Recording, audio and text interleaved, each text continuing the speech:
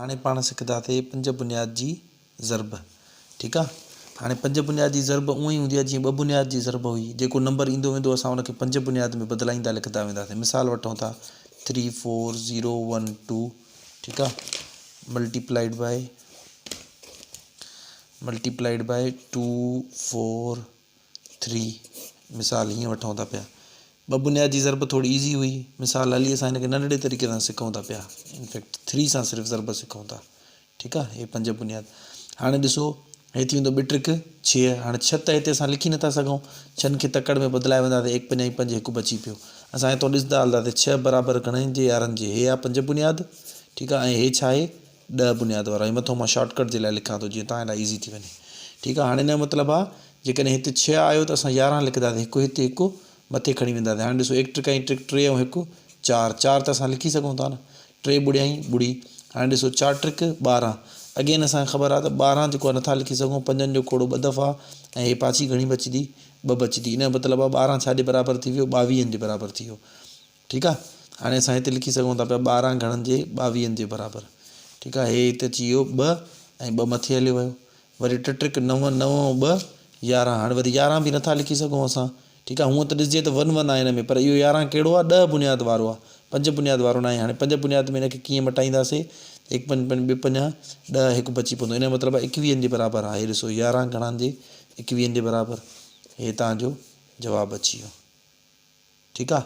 ॿियो एग्ज़ाम्पल ॾिसो। मिसाल असां चऊं था 3 4 1 2। ठीक आहे 0 4 मल्टीप्लाइड बाय 4 कयांसि थो। ठीक आहे। सभु 5 बुनियाद में सभु इहे अंग थी सघनि था। हाणे ॾिसो 4 चिक 16 4 चौक 16। हाणे 16 त असां हेॾे नथा लिखी सघूं छो जो 16 10 बुनियाद जो आहे। हिकु त 6 हिन में अचनि था पर उहे बि इहो 10 बुनियाद जो आहे। हिनखे बदिलाईंदासीं छा थी वेंदो 5 ट्रिक 15 हिकु बची पवंदो। इन जो मतिलबु आहे छा जे बराबरि थी वियो हे 16 31 जे बराबरि।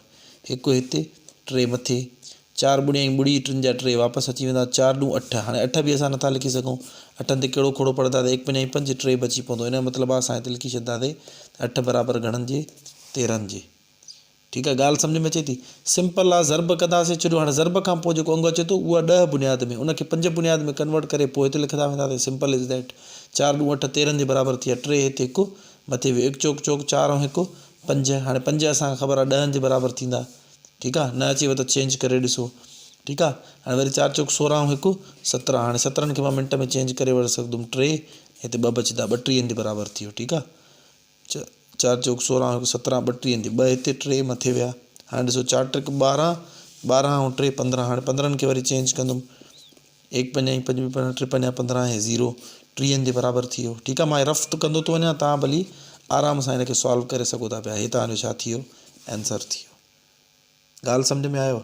सिंपल जीअं ज़रब थींदी आहे ईअं कयो। जेको बि अंग अचे चइनि खां वॾो चइनि ताईं त तव्हां लिखंदव न डायरेक्ट 0 1 2 3 4। जीअं 5 आयो उनखे चेंज कंदव 10 थी वेंदो। 6 आयो घणो थी वेंदो 11। 7 आयो 12 थी वेंदो। 8 आयो 13 थी वेंदो। 9 आयो 14 थी वेंदो। ठीक आहे। ईअं चेंज थींदा वेंदा नंबर। भली वॾो नंबर हुजे 22 24 मिसाल आहे न। जेको बि नंबर हुजे उहो तव्हां छा कंदा वेंदो चेंज कंदा वेंदो ऐं जेको आहे सो उनखे हिते लिखंदो। आई होप तव्हांखे 5 बुनियाद जी ज़रब बि सम्झ में अची वई हूंदी। ठीक आहे। हाणे वरी क्वेश्चन जेको आहे सो तव्हांजी किताब में ई पिक्चर कढी मोकिलियांव थो। तव्हां इहे सॉल्व करे मूंखे ॾेखारींदो। Thank U. हाणे असांजी जेको आहे 5 बुनियाद में 10 बुनियाद मों 5 बुनियाद में मिसाल 78 हुयो 10 बुनियाद में उनखे 5 बुनियाद में कीअं बदिलायूं इहो सिखियोसीं त असां 5 जा खोड़ा हणंदा वेंदासीं। उनखां पोइ 5 बुनियाद जी जोड़ सिखीसीं। हिन ज़रब वांगुरु इहो त जोड़ कयो जेको अंग अचे उनखे बदिलायो। वरी उनखां पोइ कट सिखीसीं। कट थोरी ट्रिकी हुई। कट में इहो सिर्फ़ु ज़हन में रखिजो जीअं हिकु हेॾे उधारो वठी ॾींदासीं उहो हिकु 5 जी वैल्यू जो हूंदो आहे। हिकु छा जे बराबरि हूंदो आहे 5 जे।